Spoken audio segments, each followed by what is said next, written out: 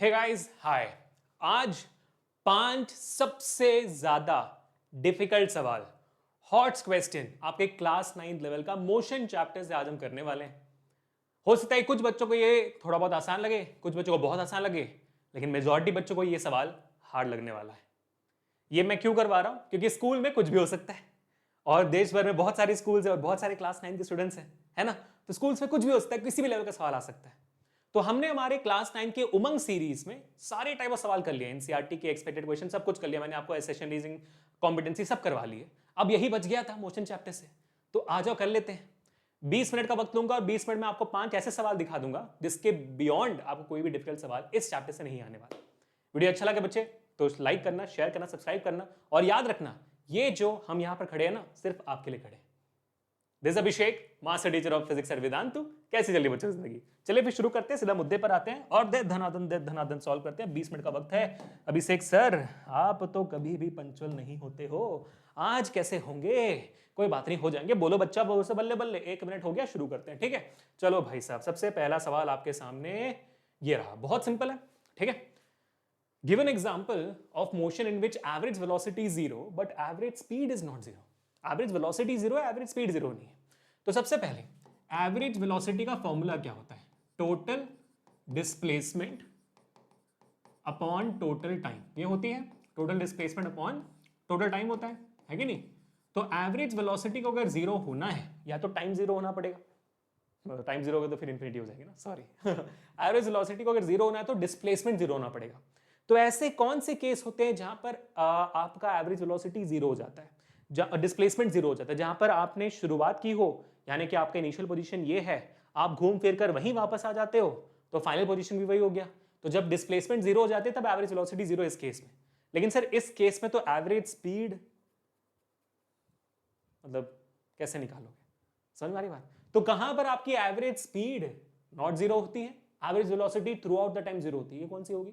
ये होती है आपकी सर्कुलर मोशन। कौन सी होती है? सर्कुलर मोशन होती है। पॉइंट ए से आपने शुरू किया और आपका स्पीड कांस्टेंट होता है सर्कुलर मोशन में। Speed is always constant in circular motion. आप एक कांस्टेंट स्पीड के हिसाब से 20 मीटर पर सेकंड की स्पीड से चल सकते हो, दौड़ सकते हो, है ना? कांस्टेंट स्पीड है यहाँ पर, तो आपकी एवरेज स्पीड कांस्टेंट रहेगी, वो 0 नहीं रहेगी। ठीक है, और एवरेज वेलोसिटी क्या होगी? एक चक्कर लगाकर आप वापस आ गए तो भाई आपका डिस्प्लेसमेंट 0, तो एवरेज वेलोसिटी 0।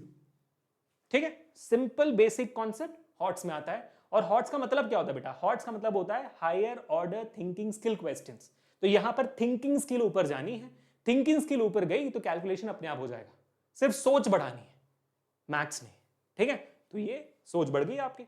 अब बारी आती है क्वेश्चन नंबर 2 की। बहुत ही बेहतरीन क्वेश्चन और सिमिलर क्वेश्चन आपको आपके क्लास 11 में ही मिलेंगे, नीट के एग्जाम में भी मिलेगा, जेई एग्जाम में नहीं मिलेगा, जहां पर आपको कोरस्पॉन्डिंग ग्राफ बनाना पड़ता है। कोरस्पॉन्डिंग ग्राफ माने के a girl walks along a straight path to drop a letter in the letter box. ठीक है, एक दीदी है, वो दीदी अपने घर से लेटर बॉक्स तक चल के जाती है, उसका जो डिस्प्लेसमेंट टाइम ग्राफ है दे दिया आपको। Comes back to her initial position, her displacement time graph is given below, plot her velocity time graph. तो यहां पर जो डिस्प्लेसमेंट टाइम ग्राफ दी गई है, इसके बेसिस में आपको वेलोसिटी टाइम ग्राफ बनाना है। बस वही तो काम है हमारा, वही तो करना है। तो इसको कहते हैं कॉरेस्पॉन्डिंग ग्राफ बनाना। कॉरेस्पॉन्डिंग ग्राफ मतलब एक ग्राफ दी गई, उसके कॉरेस्पॉन्डिंग में दूसरा ग्राफ बनाइए। तो ये हो जाती है वेलोसिटी, जिसकी यूनिट होती है मीटर्स पर सेकंड, और ये है आपका टाइम, जिसकी यूनिट है सेकंड्स। ये आपका एक्स एक्सिस, ये आपका वाई एक्सिस। अब इस ग्राफ के बेसिस में ये ग्राफ बनानी है। ठीक है, अब यहां पर हम क्या देख रहे हैं? यहां पर हम ये देख रहे हैं कि आपका जो ऑब्जेक्ट है वो डिस्प्लेस हो रहा है, और देखो ये कैसा ग्राफ है? ये लीनियर ग्राफ है। लीनियर ग्राफ का मतलब अगर आपको नहीं पता है तो उसका मतलब होता है कि यहां पर यूनिफॉर्म मोशन हो रही है, डिस्प्लेसमेंट और टाइम यूनिफॉर्म मोशन में। यूनिफॉर्म मोशन मतलब क्या होता है कि वेलोसिटी या स्पीड कांस्टेंट होती है। तो ये जो ग्राफ है इसका मतलब ये हो गया कि वेलोसिटी कांस्टेंट है। और डिस्प्लेसमेंट टाइम ग्राफ में वेलोसिटी निकालते कैसे हैं? Slope of the graph. ठीक है, तो कैसे निकालते बेटा? स्लोप के थ्रू निकालते हैं।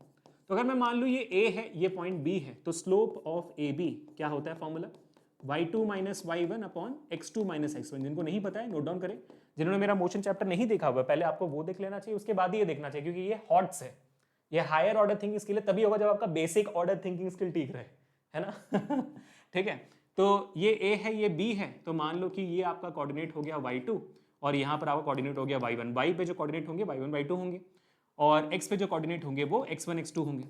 ठीक है, तो यहां पर y2 की वैल्यू कितनी है सर? 100 है, और y1 की वैल्यू कितनी है, 0 है, x2 50 है और ये 0 है, तो 100/50 कितना होता है, 2 मीटर्स पर सेकेंड। आपकी a से लेके b तक 2 मीटर पर सेकेंड चल रही है, ठीक है। तो मान लो अगर मैंने यहां पर 2 मीटर पर सेकेंड लिख दिया और ये मेरा पॉइंट a है, तो पॉइंट a से लेकर जो आपका 50 सेकेंड तक का वक्त है, 50 सेकेंड्स तक का वक्त है, यहाँ 0 था, 50 सेकेंड्स तक के वक्त पर आपका जो स्पीड है, वेलोसिटी है, वो 2 मीटर पर सेकेंड रहेगा। कांस्टेंट है ना वेलोसिटी, तो 50 सेकेंड तक 2 मीटर पर सेकेंड होगी आपकी। तो ये पॉइंट हो गया आपका बी। क्लियर है? आगे क्या बोल रहे हैं, उसके बाद बोल रहे हैं कि भाई फिर पॉइंट बी से पॉइंट सी आए, यार इसका स्लोप निकालना पड़ेगा अभी, ठीक है। अब इसको मैं 1 मान लेता हूं, इसको मैं 2 मान लेता हूं, क्योंकि यहां से यहां जा रहे हैं ना। इसको मैंने 1 मान लिया, इसको मैंने 2 मान लिया। अब आपका जो ये कोऑर्डिनेट होगा ये y1 बन जाएगा, ये कोऑर्डिनेट आपका y2 बन जाएगा, और ये वाला आपका x1 बन जाएगा और ये x2 बन जाएगा, ठीक है। अब दोबारा स्लोप निकालेंगे, तो स्लोप ऑफ BC निकालते हैं। स्लोप ऑफ BC क्या फॉर्मूला होगा again, y2 minus y1 x2 minus x1, तो क्या बनेगी भाई, y2 कितनी है आपकी, y2 आपकी 0 है, y1 कितनी है, y1 आपकी 100 है, तो 0 माइनस 100 हो गया, डिवाइड बाई x2 कितनी है, x2 100 है और ये 50 है, तो 100 माइनस 50, 100 माइनस 50 क्या वैल्यू आएगी, क्या वैल्यू आएगी ब्रो, यहाँ पर कर लो, -100/50, -100/50 यानी कि -2 मीटर्स पर सेकेंड। ओए होए होए, मतलब 50th सेकेंड पे, 50वें सेकेंड पे आपका वेलोसिटी 2 से -2 हो गया। अच्छा, तो भाई हमारा जो x एक्सिस तो वेलोसिटी नहीं देता है, y एक्सिस वेलोसिटी दे रहा है, ठीक है। तो मान लो ये पॉइंट आपका है -2, ये पॉइंट है आपका -2 मीटर्स पर सेकेंड। तो 50 सेकेंड तक -2 नहीं था, 50वें सेकेंड पे -2 हुआ, तो यहां पर 50वें सेकेंड पे -2 हो गया। कब तक, C पॉइंट तक, तो C पॉइंट यहां पर है मान लो, तो यहां से यहां तक वो -2 है। ये बन गई आपकी ग्राफ, तो आपका एग्जैक्ट बन जाता है इस ग्राफ में।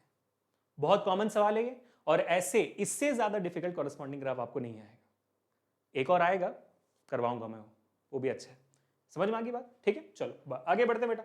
ये हो गई आपके सामने क्वेश्चन नंबर 3, और जो भी मैं लिख रहा हूं उसका प्रॉपर सोल्यूशन भी मैंने यहाँ पे दिया हुआ है। अगर मान लो आपको मेरा लिखा हुआ समझ नहीं आता, मेरा इतना सुंदर डायग्राम समझ नहीं आता है, तो ये देख लेना, ठीक है। चलो अब नेक्स्ट सवाल आपके सामने, question number 3। An object is dropped from rest at a height of 150 meter and simultaneously another object is dropped from rest at a height of 100 meter. अच्छा, तो दो ऑब्जेक्ट है, यहां पर पहला ऑब्जेक्ट है, इसकी हाइट है 150 मीटर, 150 मीटर की हाइट से आपका जो पहला ऑब्जेक्ट है वो गिर रहा है और ड्रॉप्ड है। क्या है, ड्रॉप्ड है। ड्रॉप्ड मतलब इसकी इनिशियल वेलोसिटी 0 होगी। क्यों 0 होगी, क्योंकि इसको छोड़ा जा रहा है, गिराया नहीं, छोड़ा जा रहा है। तो this is your height number 1 and this is your initial velocity number 1 of ball number 1। अब बताया जा रहा है कि भाई एक और another simultaneously another object is drop, मतलब सेम टाइम पे, time t is equal to 0 मान लो, सेम टाइम पे एक और बॉल को छोड़ा जा रहा है, 100 मीटर की इसकी हाइट है, ठीक है, और इसको भी ड्रॉप किया है। तो ये जो बॉल नंबर 2 है उसको भी ड्रॉप किया हुआ है, तो इसका जो इनिशियल वेलोसिटी 2 है, u2 इज इक्वल टू 0, इसका भी, ठीक है। What is the difference between their height after 2 seconds if both the objects drop with the same acceleration? तो मतलब 2 सेकंड के बाद इन दोनों के बीच में डिफरेंस ऑफ हाइट कितना होगा। तो यहां पर पहली बार डिफरेंस है कितना, शुरुआत में डिफरेंस कितना है, अगर आप देखोगे तो भाई ये 150 पे है और ये 100 पे है, तो डिफरेंस कितना है, 50 मीटर का डिफरेंस है। शुरुआत में 50 मीटर का है, आपसे ये पूछ रहा है what is the difference in their height after 2 second, 2 second के बाद उनका डिफरेंस क्या होगा। तो हमें निकालना क्या है, हमें बेसिकली 2 सेकंड में ये निकालना है कि ये बॉल कितना ट्रैवल करता है और ये बॉल कितना ट्रैवल करता है, हमें हाइट मिल जाएगी, फिर डिफरेंस निकाल देंगे, बात खत्म, ठीक है ना। चलो, तो इसमें कौन से फॉर्मूला का इस्तेमाल करें, क्योंकि यहां पर वक्त नहीं दिया गया है, यहां पर आपको वक्त नहीं दिया, टाइम नहीं दिया गया है, तो आप जो पहला इक्वेशन ऑफ मोशन है और सेकंड इक्वेशन ऑफ मोशन उसका इस्तेमाल ही नहीं कर सकते हो। v is equal to u plus a t, s is equal to u t plus half a t square, कर सकते हो क्या, नहीं ना, हाँ, v square minus u square is equal to 2as कर सकते हो आप, उसके अलावा तो कुछ और नहीं कर सकते। तो how is the difference in height, change with time, है ना। तो व्हाट इज द डिफरेंस, तो अभी हमें निकालना है, सेम एक्सेलरेशन दी गई है और ऑब्जेक्ट नीचे की तरफ गिर रही है, तो एक्सेलरेशन कितना होगा। एक्सेलरेशन हम अज्यूम करेंगे कि भाई 10 मीटर्स पर सेकंड स्क्वायर होगा। एक्सेलरेशन ड्यू टू ग्रेविटी, नीचे की तरफ गिर रही है तो पॉजिटिव मानेंगे इसको, सिंपल सी बात है, ठीक है। तो चलो अब for ball number 1, ball number 1 के लिए v square minus u square is equal to 2as 1 मान लिया, v1 मान लिया, u1 a1, ठीक है। s1 क्या है, डिस्प्लेसमेंट ऑफ बॉल नंबर 1, ये निकालना है हमें कि कितना डिस्प्लेस कर रहा है। So s1 will be equal to v square v1 square minus u1 square is divided by 2a1, है ना। अब लेकिन यहां पर फाइनल वेलोसिटी तो दी नहीं गई है, हाँ भाई फाइनल वेलोसिटी भी नहीं दी गई है, और क्योंकि फाइनल वेलोसिटी भी नहीं दी गई है, अरे अरे सवाल में तो टाइम दिया हुआ है ना गाइस, आफ्टर 2 सेकेंड्स टाइम तो दिया हुआ है। मैं क्या बोल रहा हूँ कि टाइम नहीं दिया हुआ है, आपको बताना चाहिए, क्या कर रहे हो गाइस।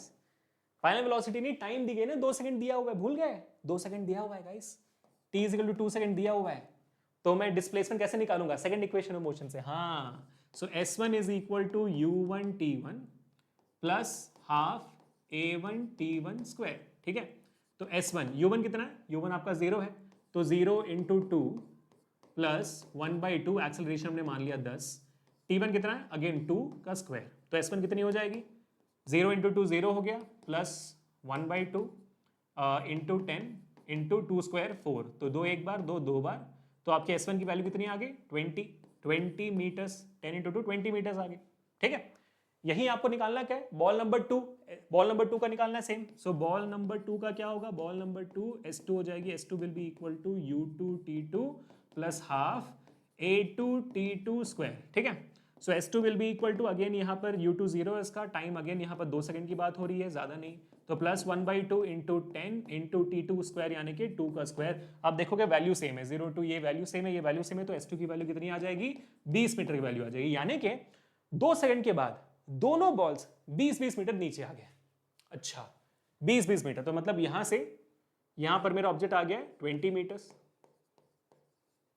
तो मतलब आपका ऑब्जेक्ट जमीन से कितने ऊपर है अभी भाई, 20 मीटर्स कवर कर दिया, 150 मीटर टोटल हाइट थी, तो जमीन से आपका जो ऑब्जेक्ट अभी कितने डिस्टेंस पे है, 130 मीटर के डिस्टेंस पे है ना, 150 माइनस 20, 130 मीटर के डिफरेंस पे अभी। ये कब है भाई, t is equal to 2 second में। वैसे आपका ऑब्जेक्ट का ये 100 मीटर में है और ये t is equal to 2 second पे कितना डिस्टेंस कवर कर दिया, 20 मीटर, तो 100 माइनस 20 कितना हुआ, बचा कितना, 80 मीटर बचा है। तो ये 130 पे, ये 80 पे है, डिफरेंस कितना हुआ दोबारा, 130 माइनस 80, अगेन 50 मीटर, पहले 50 मीटर अभी 50 metre. So what is the difference in their height after 2 seconds if both the objects drop with same acceleration, the difference is 50 metres, खत्म। How is the difference in height change with time, difference in height is not changing with time, क्योंकि पहले ही 50 metre थी, t is equal to 0 पे, और अभी 50 metre है, तो आपका टाइम के साथ नहीं बदल रहा है displacement, difference remains the same, ठीक है। प्यारा सवाल है ना, आराम से 5 मार्क का सवाल है, आराम से 1 2 डायग्राम और उसके बाद फिर एंड में जो डिफरेंस बताना है, प्रॉपर 5 मार्क का सवाल। मजा आया, कितना वक्त हो गया, 13 मिनट, अरे बढ़िया स्पीड बजा रहे हैं, बहुत बढ़िया है। चलो अब नेक्स्ट सवाल पे आगे बढ़ते हैं, क्वेश्चन नंबर 4 पे, ठीक है। क्या है, और हो सकता है कि भाई आप शायद पहली बार में समझ ना पा रहे हो, इसलिए तो ये हॉट्स है ना, तो उस पार्ट को दोबारा देखिए, उस पार्ट को दोबारा देखिए, समझ में जरूर आएगा, सवाल बहुत खतरनाक है, हॉट्स इसलिए है, तो आप देखोगे कि हमने इस चैनल पे बेसिक से बेसिक को लेकर एडवांस से एडवांस तक का सवाल करा दिया। अब ऐसा कोई स्कूल नहीं होगा जो कोई और आपको ऐसा सवाल दे दे कि आप देखकर डर जाओ। इनफैक्ट बहुत सारे स्कूल्स हमारे चैनल की वीडियोस को फॉलो करते हैं क्वेश्चंस देने के लिए, शायद ये स्कूल देख ना रहा हो, अच्छी बात है, देख ले।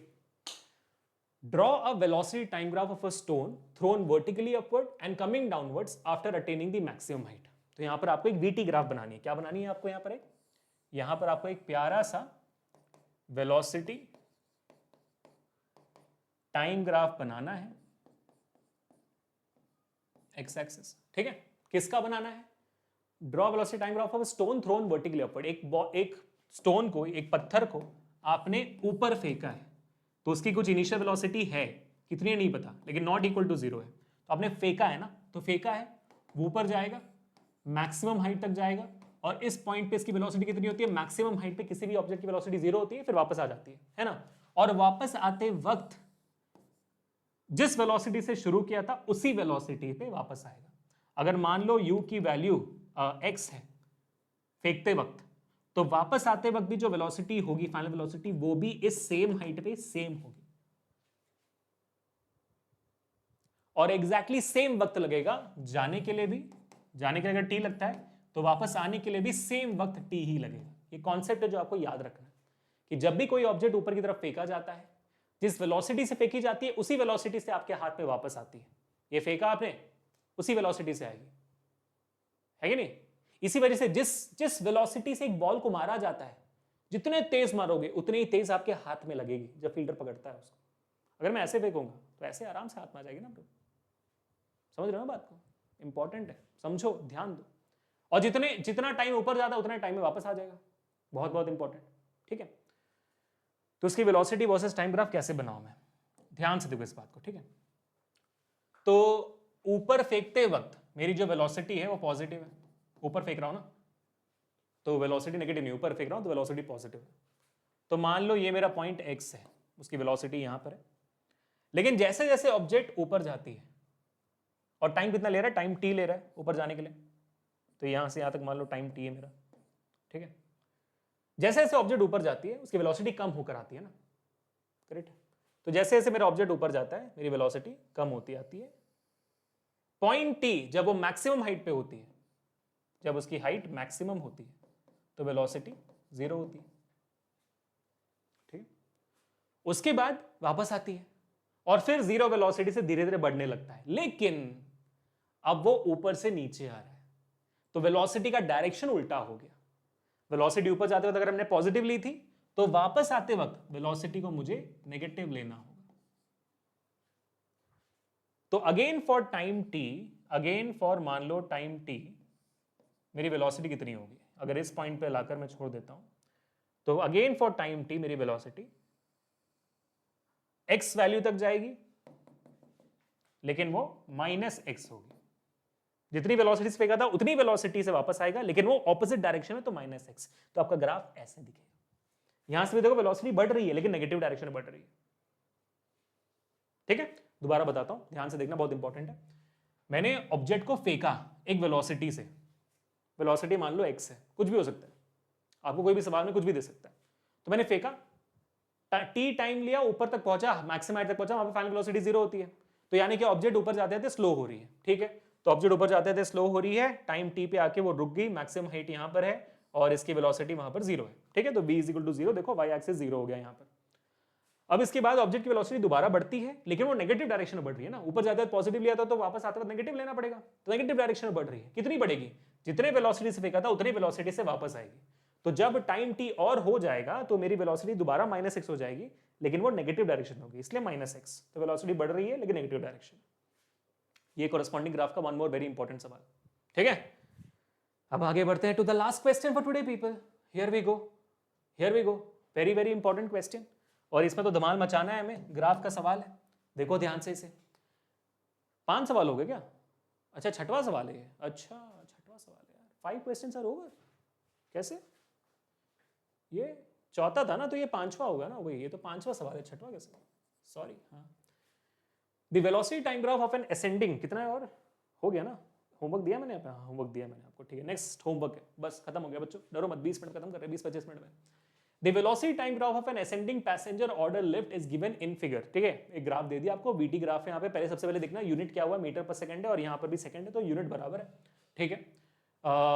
What is the acceleration of the lift during the first 2 seconds, यानी कि पहले 2 सेकंड के लिए VT ग्राफ में आपको एक्सेलरेशन निकालना है, तो क्या निकालोगे, स्लोप निकालोगे, है ना। तो स्लोप निकालिए यहाँ पर, slope of VT graph gives you acceleration, formula again same, y2 - y1 upon x2 - x1, ठीक है। So acceleration is equal to y2 कितनी है भाई, यहाँ पर ये वाला पॉइंट मेरा y1 हो गया, ये y2 हो गई, ये x1 हो गया, ये x2 हो गया। y2 यहाँ पर बोला हुआ है 4.6, वहाँ पे मेंशन है 4.6, माइनस y1 कितनी है 0, x2 कितनी है 2, x1 0 है। So acceleration will be equal to 2.3 metres per second square. पहला बात खत्म। सेकेंड क्या है, तो this was your first, what is second,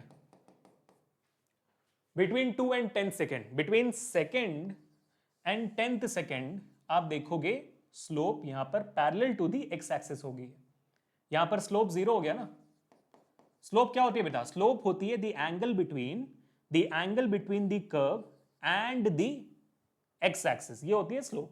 यहां पर स्लोप कितना हो गया भाई? स्लोप तो यहां पे 0 हो गई, यहां पे तो कोई एंगल ही नहीं है, ये तो पैरेलल हो गया। इसका मतलब क्या हुआ? देखो 4.6 मीटर पर सेकंड पे मेरी वेलोसिटी थी, 2 सेकंड से लेके 10 सेकंड तो वो वेलोसिटी कांस्टेंट है, वो मेरी वेलोसिटी कांस्टेंट हो गई। और अगर वेलोसिटी कांस्टेंट हो जाती है तो एक्सेलरेशन क्या हो गया? एक्सेलरेशन 0 हो गया। क्यों? क्योंकि भाई वेलोसिटी कांस्टेंट है।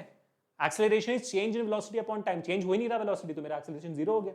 सो सेकंड का जवाब क्या हुआ? मेरा माय एक्सेलरेशन इज 0। अब बारी आती है थर्ड पार्ट की। थर्ड पार्ट क्या है?